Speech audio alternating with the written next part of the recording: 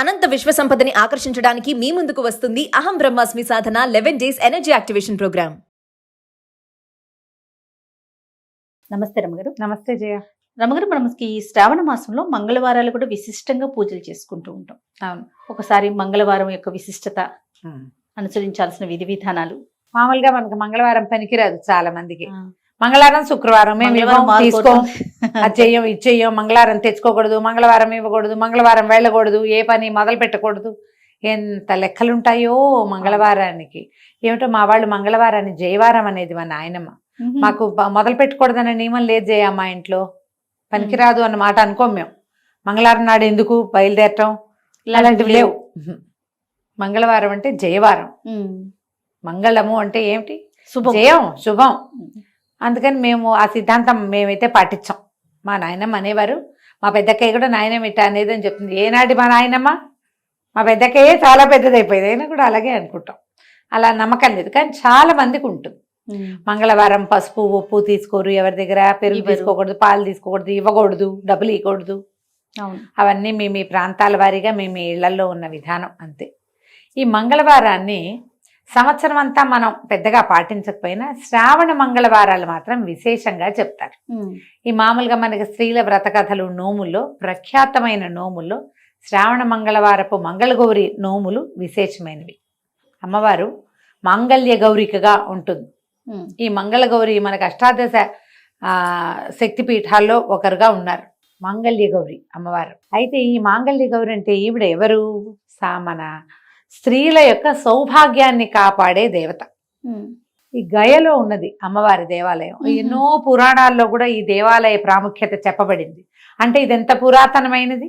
పురాతన శక్తిపీఠాల్లో మన గయ కూడా ఒకటి, ఈ మాంగళ్య గౌరిక. అయితే ఆమెని ఈ రోజున అర్చిస్తాం. ఇక్కడ అమ్మవారి పేరు విశేషంగా, క్షేత్రం పేరు చెప్పబడదు, కానీ మంగళ గౌరీ పూజా విధానం కనపడుతుంది. సాధారణంగా నిత్య పూజలు చేసుకునే స్త్రీలు ఎలా చేస్తామంటే వారమంతా గౌరీ పూజ, శుక్రవారం నాడు మాత్రమే లక్ష్మీ పూజ. గౌరీని అర్చిస్తే ఏంటంటే ఆమె సర్వమంగళ, భర్తతోటి సగభాగంగా కలిసి ఉంటుంది. ఇది మనం శివపార్వతుల విషయంలో చెప్పుకుంటాం. అక్కడి నుంచి పరదేవత సదాశివుడితోటి కలిసి ఉంటుంది. శివశక్తి స్వరూపాల కలయికే శక్తి. ఓకే, ఆయన లేకుండా ఆవిడ లేదు, ఉండదు. మనం సృష్టిలో కూడా, సృష్టి క్రమంలో కూడా భర్తతో కలిసి ఉన్న స్వరూపంలోనే అమ్మవారు కనపడుతుంది. మనకి షట్చక్రాలు చెప్తారు. షట్చక్రాలు చెప్పి సహస్రారం 7వ చక్రంగా చెప్పబడుతుంది. 6 చక్రాలు ఉన్నాయి. ఈ 6 చక్రాలలోనూ కూడా అమ్మవారు భర్తతో కలిసి ఉంటుంది, ఒక్కొక్క చోట ఒక్కొక్క స్వరూపంలో. భూతనాథుడు భూతనాయకి, అట్లా శివుడు శివాని, శర్వుడు శర్వాణి, రుద్రుడు రుద్రాణి, ఇట్లా ఈశానుడు ఈశాని, ఇట్లా మొత్తం మీద ఆమె భర్తతోటి కలిసి ఉంటుంది. అంటే మనకి భర్తలతోటి విడదీయరాని సంబంధం కలిగి ఉండటానికి ఆశ్రయించవలసిన దైవం ఎవరంటే మంగళగౌరి. ఈ స్వరూపంలో ఉన్న అమ్మని మనం అర్చిస్తే గనక సకల శుభాలు జరుగుతాయి. భార్యాభర్తలకి ఎడబాటు లేకుండా ఉంటుంది, గొడవలు కొట్లాటలు రాకుండా ఉంటాయి. ఏదైనా చిన్న పొన్న సంసారాల్లో వస్తాయి, కానీ అవి చిలికి చిలికి గాలివానలు కాకుండా, సంసార విచ్ఛేది కాకుండా, గృహ విచ్ఛేదాలకి దారి తీయకుండా ఉంటుందని వివాహం అవగానే కొత్తగా పెళ్ళైన పిల్లలతోటి మంగళగౌరి నోము పట్టిస్తారు. కొన్ని ప్రాంతాల్లో కన్యగౌరి నోము విధానాలు ఉంటాయి.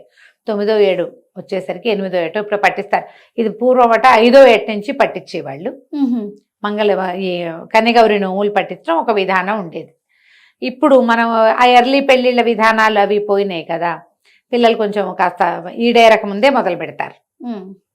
ఇంచుమించుగా పిల్లలు పెద్దవాళ్ళు అయ్యేసరికి ఆ నోములు తీర్చేస్తారు.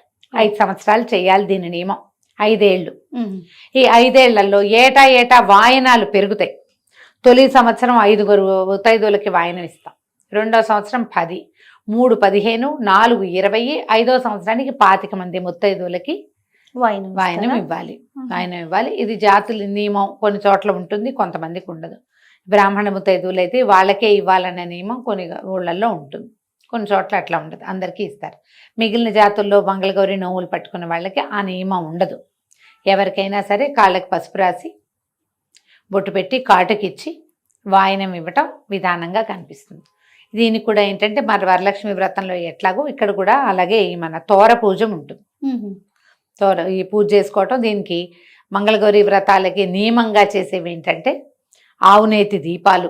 ఆమె ఆవునేతి దీపాలలో ఉంటుంది మంగళగౌరి. స్వచ్ఛమైన ఆవునేతితో పెట్టిన దీప కళికలో ఆమె ఉంటుందన్నమాట మంగళగౌరి. ఆమెకు అత్యంత ప్రీతిపాత్రమైన స్థానం అదట. తర్వాత ఏం చేస్తారు, ఆవునేతి దీపాలు, ఆ దీపాలు కూడా చలిమిడితో దీపారాధన, శనగలు నివేదన, పాయసము పులగము నివేదన చేస్తారు. చేసి ఈ పూజ మొత్తం పూజ పూర్తి చేసుకున్నాక పూజ అవసానంలోకి వచ్చాక తోర పూజ చేస్తారు. తోరం కట్టుకుని అప్పుడు అమ్మవారి కథ వింటారు. ఈ కథ వినేటప్పుడు ఏం చేస్తారంటే కత్తికి నెయ్యి రాసి ఈ ఆవునేతి దీపం మీద కత్తి పట్టుకుంటే ఈ ఆవునేతి పొగ ఈ కత్తికి పారుతుంది కాటికలాగా. అది కంటికి ధరించాలి. ఆ కంటికి ధరిస్తే మంచిది. ఎంత అద్భుతమైన విషయాలు కదా రమ్మగారు. మరి ఆవునేతి దీపారాధన మీద వచ్చిన కాటుక కంటికి మంచిది.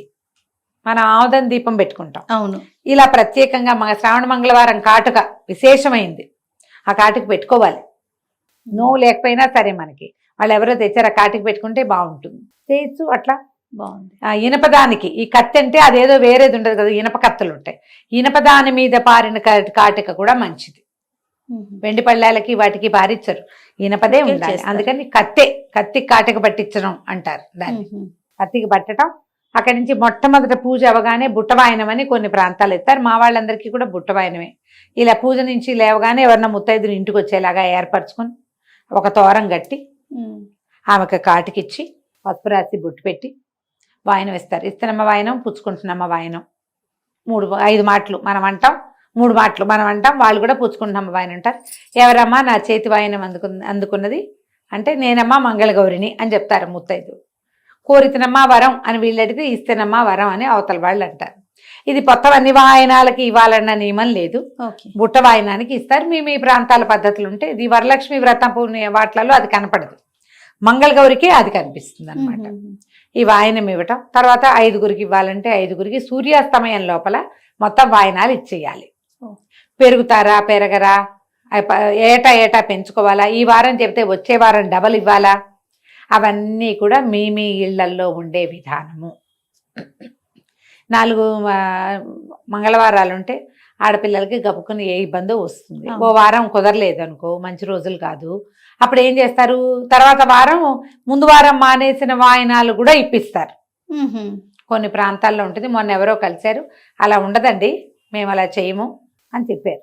అదేలేండి ప్రాంతాలను బట్టి. కొంతమందికి ఇలా ఉంటుంది. ఓ వారం మానేసి ఇప్పుడు 25 మంది ముత్తైదువులకి ఇవ్వాలి 5వ సంవత్సరంలో, ఓ వారం మానేస్తే 50 మంది ముత్తైదువుల్ని వెతుక్కోవద్దు. అవును. ఇళ్ళంబడి పడి తిరగాల్సి వస్తాం. అవన్నీ కొంచెం ఇబ్బంది అవుతాయి.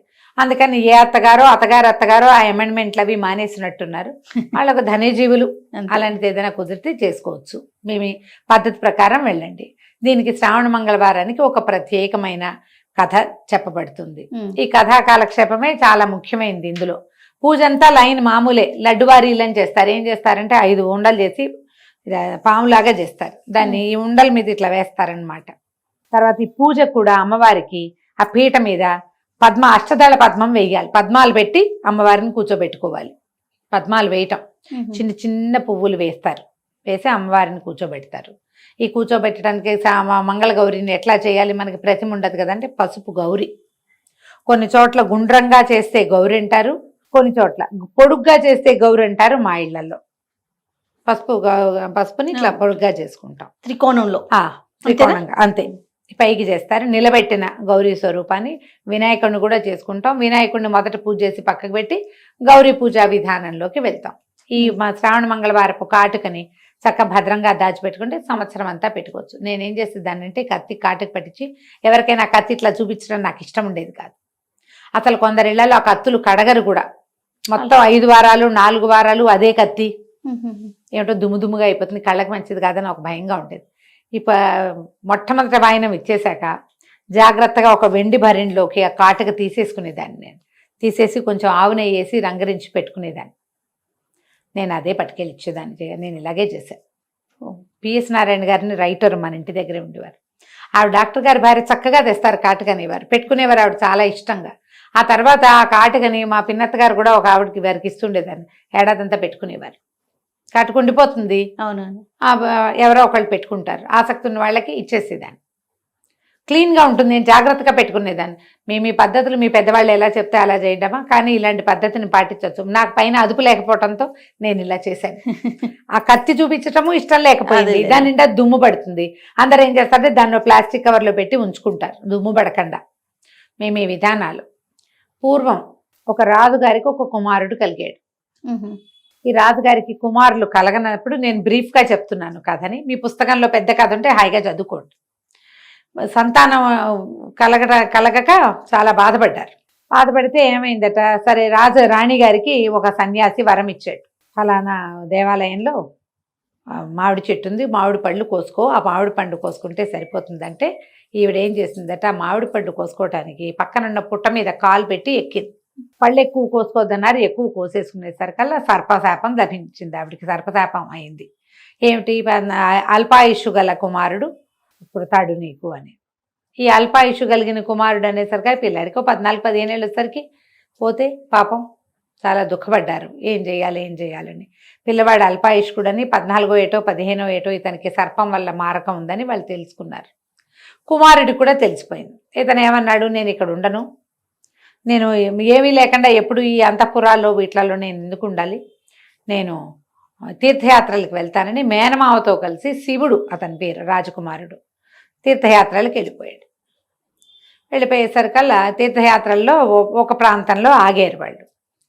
ఆగేసరికల్లా అక్కడ ఒక సత్రం భార్యాభర్త ఓ పిల్లలు ఉన్నారు. సత్రం యజమాని ఆయన కుమార్తె సుశీలని పిల్ల చక్కగా ఉంది. ఎదురు పిల్లలతో ఆడుకుంటుంది.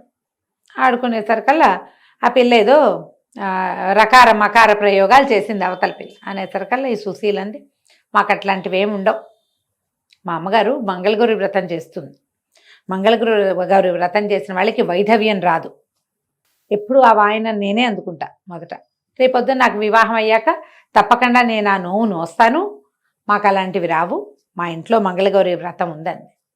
ఈ శివుడు ఈ మేనమావ కనిపించింది, ఈ పిల్లకి వైధవ్యం రాదని చెప్తోంది, ఈ పిల్లని కనుక మన వాడికి పెళ్లి చేసుకుంటే ఈ వీడికి ఉన్నటువంటి అకాల మృత్యు దోషం తప్పుతుందేమోనని మా అబ్బాయికి ఇచ్చి పెళ్లి చేయండి అని అడిగాడు.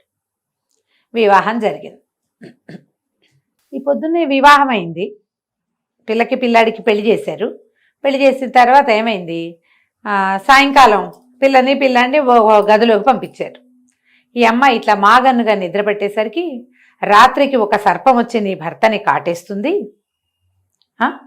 మీ తల్లికి వాయనం ఇచ్చిన కుండలో ఆ సర్పాన్ని బంధించు అని మంగళగౌరీదేవి చెప్పిందట. మామూలుగా పిల్లకి పెళ్లిళ్ళు చేసినప్పుడు శ్రావణ మంగళవారపు నోవులు ఉన్నాయనుకో తల్లికి, పెళ్లిలో తీర్చుకుంటారు. ఈ అమ్మాయికి పొద్దునే ఏం చేసింది, వాళ్ళ అమ్మ యజ్ఞం అది అయిపోయాక వివాహం క్రతువు అయిన తర్వాత యజ్ఞం చేస్తారు, చిన్న హోమం జరుగుతుంది, నాగవల్లి సదస్యము అవి జరుగుతాయి. ఆ జరిగినప్పుడు ఏం చేసింది, ఆవిడ పిల్లకి వాయనం ఇచ్చింది, శ్రావణ మంగళవారం నోముని పిల్లకి అప్పచెప్పింది. ఒక కుండలో అవి ఇవి అన్ని పెట్టి ఇచ్చారు. ఆ కుండ ఈ అమ్మాయి వీళ్ళు ఎక్కడ పెట్టారు, ఈ పిల్లల్ని పంపించిన గదిలో అటక మీద ఉంది. ఈ అమ్మాయికి ఇట్లా మాగన్నుగా నిద్ర పట్టింది. నిద్రలో ఆ కల వచ్చింది. పొద్దునే తను వాయనం పుచ్చుకుంది కదా, ఆ పుచ్చుకున్న కుండ పైన ఆ సర్పం వస్తుంది, సర్పాన్ని బంధించి మీ అమ్మకి వాయనంగా ఇవ్వు అని చెప్పి. ఈ అమ్మాయి ఏం చేసింది, మెలకు వచ్చి చూసేసరికి వాళ్ళ భర్త ఏమో నిద్రపోతున్నాడు, ఒక సర్పం చరచరలాడుతూ వస్తాం. వీళ్ళు ఏం చేసింది, గబుక్కున ఈ భర్త మీద పడుకుని ఉన్నాడుగా, ఆ పైన అది అందదు అటక, అతని తొడ మీద కాలేసి పైకెక్కి ఆ కుండ దించి ఆ పాము దగ్గర కాసిన పాల గ్లాసులు పెట్టారు గదిలో. పాలు పెట్టేసరికి అలా సర్పం పాలు తాగుతుంటే అదాట్న దాన్ని కుండలోకి లాగేసి ఒక గుడ్డ మూట కట్టి పక్కన పెట్టుకుంది. భర్తను చూస్తే నిద్రపోతున్నాడు. ఈ పిల్ల ఏం చేసింది, బయటికి వెళ్ళి అమ్మ మంగళగౌరి దేవి నీకు ఇది వాయనం ఇవ్వమందమ్మా అని చెప్పి ఆ కుండను ఎత్తి తల్లి చేతిలో పెట్టింది. ఆవిడ ఏం చేసింది, ఆ కుండను ఊడదీస్తే అందులో సర్పం లేదు, ముత్యాల హారం అంతే. ఆ ముత్యాల హారాన్ని తీసి పిల్ల మెళ్ళో వేసింది. ఆవిడ మెళ్ళో పోయి నీ భర్తతోటి నిద్ర చేయమంటే అమ్మాయి వెళ్ళిపోయింది లోపలికి. ఆ అబ్బాయి ఏదో మాట్లాడాడు, ఒక ఉంగరం తీసి పిల్ల చేతికి పెట్టాడు.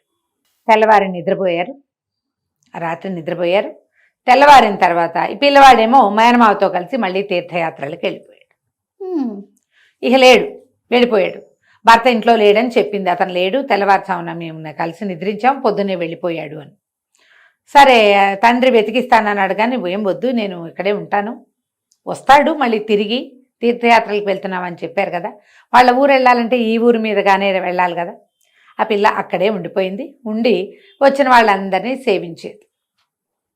చాలా రోజుల తర్వాత ఈ వెళ్ళిన శివుడు అనే యువకుడు ఈ మేనమావతో తీర్థయాత్రలన్నీ పూర్తి చేసుకుని మళ్ళీ ఈ ఊరు వచ్చాడు.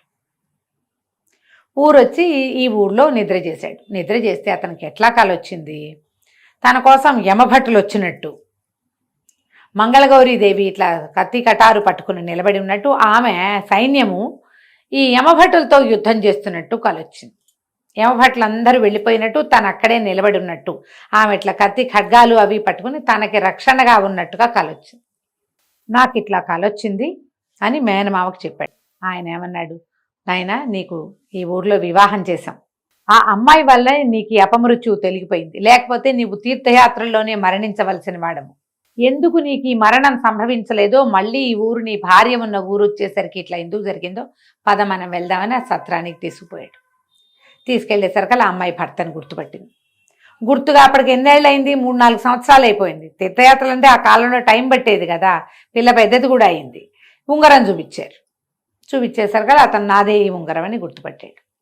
అప్పుడు అతను తనకు వచ్చిన కళ ఇవి చెప్తే, ఆనాటి రాత్రి తనకేం కళ వచ్చిందో, తను ఏం చేసిందో, ఈ మెడలో ఉన్న ముత్యాల హారం ఆనాడు వచ్చిన సర్పం అని చెప్పింది అమ్మడు. చాలా సంతోషించాడు మేనమామ. నేను ఒక విశేషమైన పని చేశాను, మా అక్కయ్య శాపగ్రస్తురాలైన అయ్యి కుమారుణ్ణి ఇట్లాగా అల్పాయుష్వాణ్ణి కన్నప్పటికీ ఈ మంగళగౌరి ఆరాధనతో పిల్లవాడు బతికాడని వాళ్ళకి మంచి మాటలు చెప్పి ఈ పిల్లను కూడా తీసుకుపోయాడు. అయితే ఈ అమ్మాయి శ్రావణ మంగళవారం నువ్వులు నోచుకోవటం మొదలుపెట్టింది. అప్పటికి అది 4వ సంవత్సరము 5వ సంవత్సరం వచ్చేసింది. పెళ్ళవగానే ఇక భర్తలు ఉన్నారా లేదా, తమతో ఉన్నారా, కాపురాన్ని పంపారా లేదు, నోవులు మాత్రం మొదలు పెట్టిచ్చేస్తారు. ఆ అమ్మాయి ఏం చేసింది, శ్రావణ మంగళవారపు కాటుకని ఒక భరిణెలో పెట్టుకునేది, పట్టుకెళ్ళింది. తీరా ఈ కొడుకు కోసం ఏడ్చి ఏడ్చి ఆ శివుడు యొక్క అమ్మా నాన్నకి కళ్ళు పోయినాయట. అందులో అయిపోయారు వాళ్ళు. కుమారుడు చనిపోతాడని, ఈ ప్రయాణాల్లో ఎక్కడైనా అయిపోయాడేమో అని దుఃఖంతో కళ్ళు పోయినాయట ఇద్దరికి. ఈ మంగళవారపు కాటుకు పెట్టిందిట వాళ్ళకి ఆ కోడలు. దాంతో వాళ్ళకి కళ్ళు కూడా వచ్చేసినాయట. ఆ తర్వాత ఇట్లా ప్రతి వాళ్ళు కన్యలే గౌరీ నోములు పట్టచ్చు. తర్వాత వివాహితలైన వాళ్ళు ప్రతి వాళ్ళు శ్రావణ మంగళవారం నోము కనుక చేస్తే భర్తలకి అపమృత్యు దోషం పోతుందని ఈ కథ చెప్పబడింది. పూర్వకాలపు గాథ కాబట్టి ఇట్లా దారైపోతూ వివాహం ఏంటంటే ఏదో సాంగంగా కనుక్కునే వాళ్ళు, జాతిపాతి అన్ని కనుక్కుని పెళ్ళిళ్ళు జరిగేవి. అదేలేండి, మనం ఎన్ని కథల్లో చూస్తాం, ఈ కథ కూడా అలాంటి కథ కానీ చెప్తారనమాట. ఈ కథ విన్నాక అక్షతలు అమ్మవారి మీద కొన్ని వేసి మన శిరస్సు మీద ఆడపిల్లలు వేసుకోవాలి.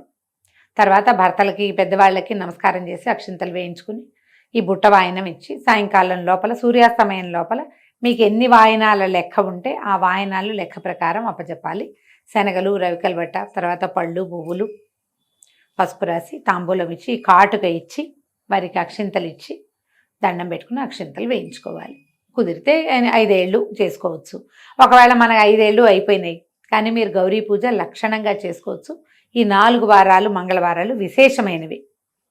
ఎవరైనా వాయనం ఇస్తాం, తాంబూలం ఇస్తాం, మా ఇంటికి రండి అంటే వెళ్ళండి, మీ ఇంటికి వచ్చి ఇస్తామంటే చక్కగా తీసుకోండి, అన్నీ మంచివే. శ్రావణ మంగళవారపు కాటుక ధరిస్తే కనుక 5వ తనానికి మంచిది అని చెప్తారు.